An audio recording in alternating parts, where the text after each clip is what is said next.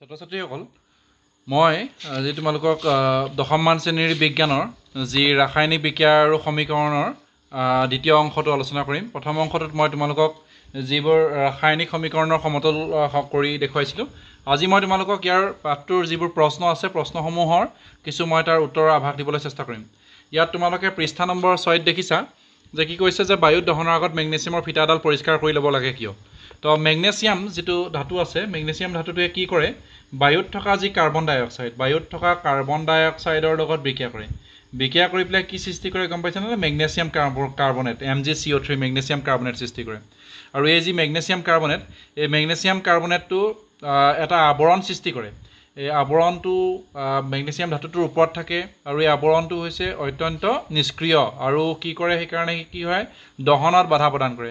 গতিকে সেই দহনত বাধা প্ৰদান নকৰিবৰ কাৰণে এই আৱৰণটো আমি কি কৰিব লাগে, মোহাৰি দিবলগীয়া হয়। মানে চিজ কাগজ, আমি বালিয়া কাগজ বুলি কৈছোঁ ইয়াত, বালিয়া কাগজেৰে পৰিষ্কাৰ কৰি ল'ব লাগে। কথাটো তোমালোকে বুজি পাইছা? কথাখিনি ভালদৰে শুনিবা, মই এনেকৈ কৈ যাম। এতিয়া আমি আহোঁ এইখিনি প্ৰশ্ন প্ৰায় 2 আৰু 3 নম্বৰৰ যিখিনি সমতুলকৰণ অলৰেডি আমি কৰিছোঁ। গতিকে তাৰ পিছৰ পৃষ্ঠাকেইটা চালে আমি দেখিম। এতিয়া পৃষ্ঠা নম্বৰ 10ত আছে যে ইকুৱেশ্যন, এটা পদাৰ্থ এক্সৰ দ্ৰৱক বগা ৰং সানিবলৈ ব্যৱহাৰ কৰা হয়। পদাৰ্থ এক্সৰ নাম আৰু সংকেত লিখা আৰু পানীৰ সৈতে পদাৰ্থ এক্সে কৰা বিক্ৰিয়াটো লিখিবলৈ কৈছে। এতিয়া পদাৰ্থ এক্সৰ নাম আৰু সংকেত, এইটো হৈছে কি, বগা ৰং সানিবলৈ আমি কি ব্যৱহাৰ কৰোঁ, ঘৰত চূণ ব্যৱহাৰ কৰোঁ, নহয় জানো? তো কথাটো হৈছে কি, এক্সৰ নাম আৰু সংকেতটো হ'ব, এক্সৰ নামটো হৈছে কেলছিয়াম অক্সাইড, CaO, ইয়াক আমি কি বুলি ক'ম, কেলছিয়াম অক্সাইড। ঠিক আছে, এইটো হৈছে কেলছিয়াম অক্সাইড। এতিয়া পানীৰ সৈতে এক্সে কৰা বিক্ৰিয়াটো লিখিবলৈ কৈছে। এতিয়া পানীৰ সৈতে কেলছিয়াম অক্সাইডৰ বিক্ৰিয়া, পানীৰ সৈতে কেলছিয়াম অক্সাইডৰ বিক্ৰিয়া আমি ইতিমধ্যে পাই আহিছোঁ। এই বিক্ৰিয়াটো কি হ'ব, কেলছিয়াম হাইড্ৰক্সাইড উৎপন্ন হ'ব। আৰু কেলছিয়াম হাইড্ৰক্সাইড উৎপন্ন হোৱাৰ লগতে তাত এটা কথা আছে, তাৰপিছত তাপ উৎপন্ন হ'ব। এই ত্ৰিভুজ চিনটোৱে কি বুজাইছে, উৎপন্ন হোৱা তাপৰ কথা বুজাইছে। তো তাপ উৎপন্ন হ'ব। তো আমি এইখিনিলৈকে গম পাইছোঁ।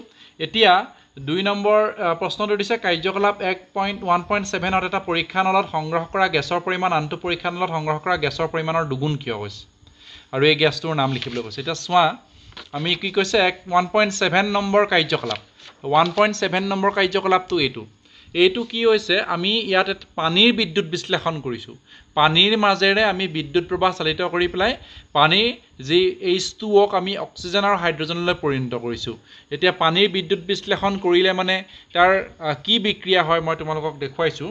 এইটো তোমালোকে চোৱা, এইটো 1 নম্বৰ আছিলে, 2 নম্বৰ চোৱা। পানীৰ যেতিয়া আমি বিদ্যুৎ বিশ্লেষণ কৰোঁ, ঠিক আছে, পানীৰ যেতিয়া আমি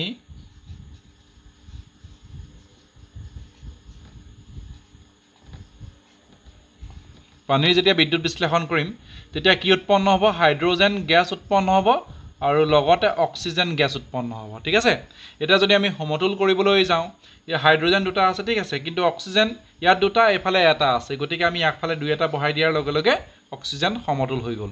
কিন্তু হাইড্ৰজেন আকৌ 4টা হৈ থাকিলে নহয়, সেইকাৰণে হাইড্ৰজেনৰ আগত 2। এতিয়া তোমালোকে চোৱা, বিদ্যুৎ বিশ্লেষণ হওঁতে উৎপন্ন হোৱা হাইড্ৰজেন আৰু অক্সিজেনৰ অনুপাতটো তুমি চোৱাচোন, কি অনুপাতত উৎপন্ন হৈছে, 2:1, অৰ্থাৎ দুগুণ কোনটো উৎপন্ন হৈছে, হাইড্ৰজেন গেছটো দুগুণ উৎপন্ন হৈছে। এই দুগুণ উৎপন্ন হোৱা গেছটো আন একো নহয়, সেইটো হৈছে পৰীক্ষা নলটোত সংগ্ৰহ কৰা গেছৰ পৰিমাণ দুগুণ কিয় কৈছে, কিয়নো পানীৰ বিদ্যুৎ বিশ্লেষণত উৎপন্ন হোৱা হাইড্ৰজেন গেছ অক্সিজেনৰ তুলনাত দুগুণ। গতিকে এটা পৰীক্ষা নলত সংগ্ৰহ কৰা গেছ আনটো পৰীক্ষা নলত সংগ্ৰহ কৰা গেছৰ দুগুণ হ'ব। গেছটো আন একো নহয়, বেলেগ একো নহয়, এইটো হৈছে হাইড্ৰজেন গেছ। তোমালোকে নিশ্চয় বুজি পাইছা কথাটো। পানীৰ বিদ্যুৎ বিশ্লেষণ কৰিলে আমি এইটো বিক্ৰিয়া পাম।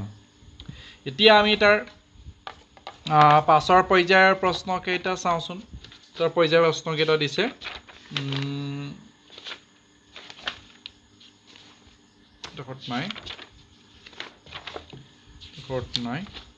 এইটো পৃষ্ঠা আমি 13ত যদি চাওঁ, 1 নম্বৰ প্ৰশ্ন কি দিছে, লুৰ গজাল এটা ডুবাই ৰাখিলে কপাৰ ছালফেট দ্ৰৱ এটাৰ ৰঙৰ পৰিৱৰ্তন ঘটে কিয়? লুৰ গজাল এটা ডুবাই ৰাখিলে কপাৰ ছালফেটৰ দ্ৰৱ এটাৰ পৰিৱৰ্তন ঘটে কিয়? এতিয়া আমি চাম, লুৰ হৈছে সংকেতটো কি, Fe, আৰু যদি তাক কি কৈছে যে কপাৰ ছালফেটৰ দ্ৰৱ এটা ৰং মানে ক'ত ডুবাই ৰাখিলে, লুৰ গজাল এটা ডুবাই ৰাখিলে ক'ত, কপাৰ ছালফেটত। কপাৰ সালফেটত যদি ডুবাই ৰাখোঁ তেতিয়াহ'লে কি হয় বিক্ৰিয়াটো চাবা তোমালোকে কপাৰতকৈ লু হৈছে সক্ৰিয়তা ক্ৰমত ওপৰত আছে সক্ৰিয়তা ক্ৰমত কপাৰতকৈ লু ওপৰত তোমালোকে সদায় 45 নম্বৰ পৃষ্ঠাত লৈ যাবা ইয়াত 45 নম্বৰ পেজত দেখিছা এখন ধাতুৰ এটা সক্ৰিয়তা ক্ৰমত আছে potassium sodium calcium magnesium aluminium zinc iron lead hydrogen copper সক্ৰিয়তা ক্ৰম ইয়াত চোৱা আইৰণ ক'ত আছে ফি আছে ওপৰত আৰু কপাৰ বহুত তলত গতিকে আইৰণে কপাৰক প্ৰতিস্থাপিত কৰিব কৰ পৰা এই কপাৰ সালফেটৰ লৱণৰ দ্ৰৱৰ পৰা এতিয়া ইয়াত কি উৎপন্ন হ'ব ইয়াত উৎপন্ন হ'ব ফেৰাছ সালফেট FeSO4 আৰু কি মুক্ত কৰিব কপাৰ মুক্ত যি কপাৰ উৎপন্ন হৈছে সেই কপাৰ এতিয়া এই লুৰ গজালটোৰ চাৰিওফালে জমা হ'ব বাবে তাৰ ৰংটো কেনেকুৱা হ'ব মুগা বৰণৰ হৈ পৰিব লুৰ গজালটো হৈ পৰিব মুগা বৰণৰ আৰু ফেৰাছ সালফেট উৎপন্ন হোৱাৰ বাবে এই নীলা ৰঙৰ যি দ্ৰৱ আছিলে কপাৰ সালফেটৰ সেই নীলা ৰঙৰ ঠাইত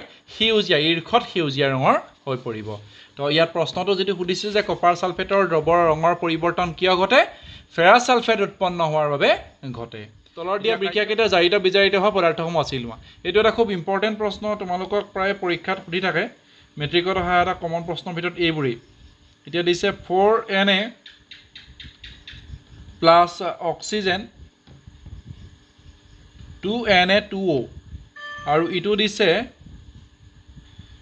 CO প্লাছ H2 উৎপন্ন হৈছে কপাৰ প্লাছ ৱাটাৰ ইয়াত এতিয়া চাবা তোমালোকে কেতিয়াও জাৰিত বিজাৰিত হোৱা পদাৰ্থ যেতিয়া বাছি উলিয়াবলৈ দিয়ে এইডাল লক্ষ্মণ ৰেখা বুলি ভাবি ল'বা এই যিডাল কাৰ্চিন লক্ষ্মণ ৰেখা এই লক্ষ্মণ ৰেখা পাৰ হৈ বিক্ৰিয়াজাত পদাৰ্থৰ এটাৰো নাম নকবা যদি কেনেবাকৈ কোৱা বোলে জাৰিত হৈছে সোডিয়াম অক্সাইড বিজাৰিত হৈছে এইফালৰ যদি কথা কোৱা তো তেতিয়া তুমি ভুল কৰিলাই মানে সেইটো ধৰি ল'বা এইটো ভুল হ'বই তো জাৰিত বা বিজাৰিত হোৱা পদাৰ্থখিনি এইখিনিহে তাৰ এইফালে ফলাফলটো চাবা এতিয়া সোডিয়ামৰ ফলাফলটো সোঁফালে চাম সোডিয়ামে কি কৰিছে সোঁফালে অক্সিজেন পাইছে গতিকে সোডিয়ামটো কি হৈছে সোডিয়াম জাৰিত হৈছে সোডিয়াম হৈছে জাৰিত এতিয়া অক্সিজেনটো যিহেতু ইয়াত লগ লাগি গৈছেগে অক্সিজেনটো হৈছে বিজাৰিত ঠিক আছে ঠিক তেনেকৈ ইয়াত কপাৰ অক্সাইডটোৰ ফলাফলটো সোঁফালে চোৱা কপাৰৰ লগত অক্সিজেন নাই অৰ্থাৎ কপাৰ অক্সাইডৰ লগত অক্সিজেন নাই মানে কপাৰ অক্সাইডটো কি হৈছে তেতিয়াহ'লে